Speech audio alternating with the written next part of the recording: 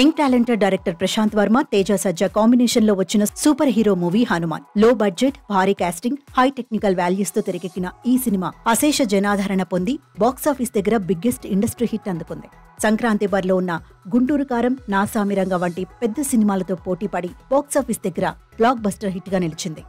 Director Prashanth Varma తన routine సినిమాలకు దూరంగా ఉండి చాలా యూనిక్, వర్స్టైల్ సబ్జెక్ట్స్ తో ప్రేక్షకుల ముందుకు వస్తున్నాడు. హనుమాన్ సినిమా విషయానికి వస్తే ప్రశాంత్ వర్మ చాలా డేరింగ్ స్టెప్ తీసుకున్నాడు అనే చెప్పాలి. కథలో కొత్తతనం, screenplay, VFX, artist selections ఇలా అన్నిటిలోనూ పర్ఫెక్ట్ సెలెక్షన్ చేసుకున్నాడు కాబట్టి హనుమాన్ సినిమా రిజల్ట్ బాక్సాఫీస్ దగ్గర ఓ రేంజ్ లో కనిపించింది. పాన్ ఇండియా సినిమాగా వచ్చిన హనుమాన్ అన్ని చోట్ల రెస్పాన్స్ బాగా వచ్చింది.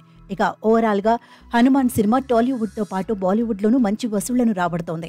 హనుమాన్ సినిమా రిలీజ్ అయి ఆల్మోస్ట్ 2 వారాలవుతున్నా కూడా ఈ సినిమాను చూసేందుకు జనాలు థియేటర్లకు వస్తూనే ఉన్నారు. కుప్పలు తెప్పలుగా కలెక్షన్స్ వచ్చేలా చేస్తూనే ఉన్నారు.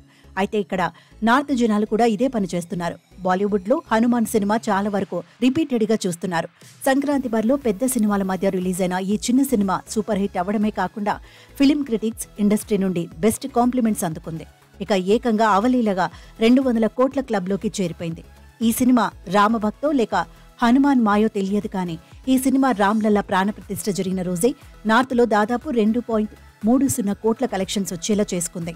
దీంతో బాలీవుడ్ గడ్డపై ఇప్పటి వరకు ఈ మూవీ 36.54 కోట్లు వసూళ్లు చేసినట్టయింది. ఇక ఈ ఫీట్తో బాలీవుడ్ లో హనుమాన్ హాట్ టాపిక్ కూడా అవుతోంది.